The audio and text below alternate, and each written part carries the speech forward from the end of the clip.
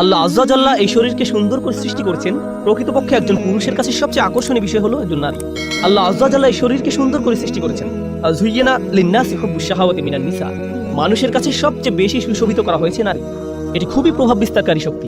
এটি এতই শক্তিশালী যে কোরআনে গাছটির জন্য যে ভাষা ব্যবহার করা হয়েছে সেই একই ভাষা ব্যভিচারের জন্য ব্যবহার করা হয়েছে।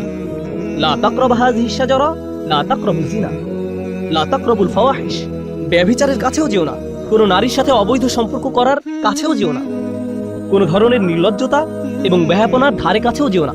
অতএব এটি খুবই ভয়ঙ্কর। আর এটা এমন কিছু ঠিক গাছের নিকটবর্তী হওয়ার মতো, কাছে গেলেই এটা আপনাকে টেনে ধরবে। ভেবেছিলেন এটা তো শুধু দৃষ্টি বিনিময়, তাকে দেখে পছন্দ হয়ে গিয়েছিল, এরপর আবার তাকালেন, সে মুচকি হাসি দিল, আপনিও হাসলেন। এখান থেকে ধীরে ধীরে একটা চক্রের মধ্যে আটকে গেলেন। এরপর সবকিছু সীমার বাহিরে চলে গেল। কিছু বুঝে ওঠার আগেই এমন কিছুতে আটকে গেলেন, বুঝতেও পারছেন না কিভাবে বের হবেন। সুতরাং কাছে না যাওয়ার উপদেশটি উত্তম একটি উপদেশ, কারণ আপনি জানেন না কোথায় থামতে হবে। কিছু দূর অগ্রসর হওয়ার পর আর থামতে পারেন না। তো আল্লাহ আজ্জা জাল্লাহ বর্ণনা করেন, যখন মানুষ আল্লাহর অনুমোদিত পথের বাহিরে গিয়ে একে অন্যের নিকট লজ্জাস্থান প্রকাশ করে দেয়, এটাই তখন চূড়ান্ত কদর্যতা, এটাই তখন মানুষের চূড়ান্ত কুৎসিত রূপ। পুরুষ এবং নারীর সুন্দর একটি ভালোবাসার সম্পর্ক থাকার কথা। আল্লাহ আমাদের সুন্দর করে সৃষ্টি করেছেন যেন আমরা একে অন্যের প্রতি আকৃষ্ট হই। এরপর তিনি একটি ব্যবস্থাপনা তৈরি করলেন যার মাধ্যমে এই সম্পর্কটি বৈধতা পাবে। বিয়ের মাধ্যমে এই সম্পর্কটি বৈধতা পাবে।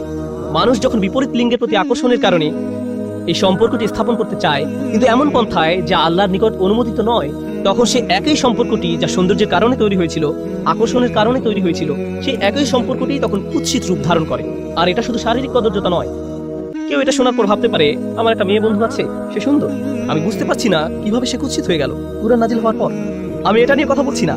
আপনার ভেতরে এক ধরনের কদর্যতা আছে। আপনার ভেতরের ভালো সত্তাটি ধীরে ধীরে মৃত্যুর দিকে ধাবিত হয়। তখন মানুষকে শুধু শারীরিক দিক থেকে সুন্দর করে সৃষ্টি করা হয়নি, মানুষকে চরিত্রের দিক থেকে সুন্দর করে সৃষ্টি করা হয়েছে। আর আপনি যখন অবৈধ একটি সম্পর্কে জড়িয়ে পড়েন, তখন আপনার ভেতরে যে সৌন্দর্যগুলো ছিল, আল্লাহ আপনাকে যে সৌন্দর্যগুলো দান করেছিলেন, তার থেকে কিছু কিছু তখন আপনার কাছ থেকে পালাতে শুরু করে। আপনার ভেতর থেকে টেনে হিঁচড়ে বের করে ফেলা হয়। ফলে দেখবেন, যখন কোনো যুবক ছেলে কোনো মেয়ের সাথে অবৈধ সম্পর্কে জড়িয়ে পড়ে, বা কোনো মেয়ে কোনো ছেলের সাথে, তখন লক্ষ্য করবেন তারা দিন দিন তাদের পিতামাতার সাথে বদমেজাজি আচরণ থেকে আরো বেশি বদমেজাজি আচরণ করতে থাকে। তাহলে দেখা যাচ্ছে এই সম্পর্কটি তাদের জীবনের অন্যদিকে কদর্যতা নিয়ে এসেছে। আপনি বুঝতেও পারবেন না তার এরকম পরিবর্তনের কারণ কি। এটাই হলো সাওয়া বা কদর্যতা। প্রসঙ্গত, কুৎসিতের আরবি হলো কবাহা, এটা কাবিহ, এটা কুৎসিত। তাহলে সাওয়া অর্থ কি? আরবিতে সাওয়া মানে লাশ। লাশ দেখা মানুষের দৃষ্টিতে খুবই অস্বস্তিকর এবং কদর্য। এর দুর্গন্ধ, আকৃতি, গলে পচে যাওয়া মাংস, চামড়া, এর সর্বোচ্চ পোকামাকড়, এর সবকিছুই আমাদের চিন্তায় খুবই অসহ্য। এই চিত্রটি আল্লাহ আজ্জা জাল্লাহ তুলে ধরেছেন। অন্য কথায়, আপনার শরীর জীবনী শক্তিতে পরিপূর্ণ, কিন্তু আপনার আত্মার মৃত্যু ঘটেছে। আপনার আত্মা এটি লাশে পরিণত হয়েছে। লিউবদি আলাহুমা মা উরিয়া আনহুমা মিন সাওআতিহিমা। শয়তান তাদের লজ্জাস্থান প্রকাশ করে দিতে চেয়েছিল কুৎসিত অবস্থা, সে তাদের ভালো দিক দূর করে দিতে চেয়েছিল। প্রসঙ্গত, এই সম্পর্কে আরেকটি ব্যাপার উপলব্ধি করা গুরুত্বপূর্ণ। আল্লাহ আজ্জা জাল্লাহ মানব জাতিকে ফেরেশতাদের চেয়েও উত্তম মর্যাদা দিয়েছেন। ইবলিসের চেয়েও তিনি মানুষকে উত্তম মর্যাদা দিয়েছেন। আর শুধু একটি জিনিসের কারণে মানুষ এই উত্তম মর্যাদা লাভ করেছে। ওয়ানাফাখতু ফীহি মির রূহি ফাকাউ লাহু সাজিদিন। আল্লাহ যখন মানুষের ভেতরে রূহ ফুঁকে দিলেন, শরীরকে সুন্দর করে সৃষ্টি করা হয়েছে, কিন্তু যে রূহ আল্লাহ মানুষের ভেতরে ফুঁকে দিয়েছেন, যে আত্মা আল্লাহ আপনার ভেতরে ফুঁকে দিয়েছেন, যে ভালো গুণগুলো তিনি আপনাকে দিয়েছেন, সেটাই আপনাকে বেশি সৌন্দর্যমণ্ডিত করেছে আল্লাহর যে কোনো সৃষ্টির চেয়ে। সেটাই আপনাকে অন্যদের থেকে পৃথক করেছে।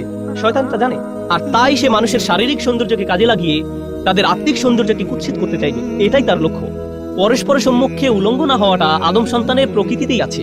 পোশাক পরিচ্ছদ পরে থাকা, নিজেদের লজ্জা ঢেকে রাখা, এটা আদম সন্তানের সহজাত প্রকৃতিতে স্থাপন করে দেওয়া হয়েছে।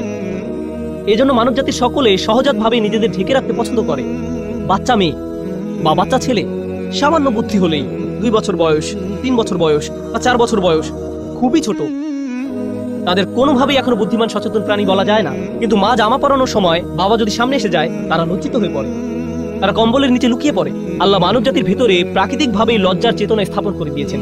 কিন্তু তখন কি হয়, যখন শয়তান কুমন্ত্রণার পর কুমন্ত্রণা দিতে থাকে, সে কুৎসিত সবকিছুকে মানুষের নিকট সুন্দর হিসেবে উপস্থাপন করে।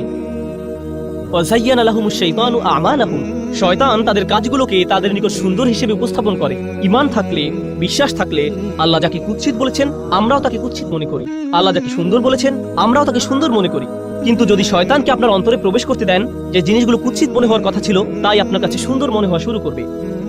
এরপর সমাজের অবস্থা এমন পর্যায়ে এসে উপনীত হয়, আপনি যত কম জামা কাপড় পরবেন, আপনার জামা কাপড় যত খোলামেলা হবে। রাসূল যেমন বলেছেন, কাসিয়াত আরিয়াত সাল্লাল্লাহু আলাইহি সাল্লাম, একসময় মহিলারা এমন ভাবে জামা কাপড় পরবে, যদিও তাদের শরীরে কাপড় থাকবে কিন্তু দেখতে মনে হবে উলঙ্গ। জামা কাপড় এমন টাইট হবে, মনে হবে যেন শরীরের উপর রং করা হয়েছে, কোনো কিছু সে পরিধান করেনি। অবস্থা এমনই হবে একসময়, আর এটাই মানব জাতির কাছে সুন্দর মনে হবে।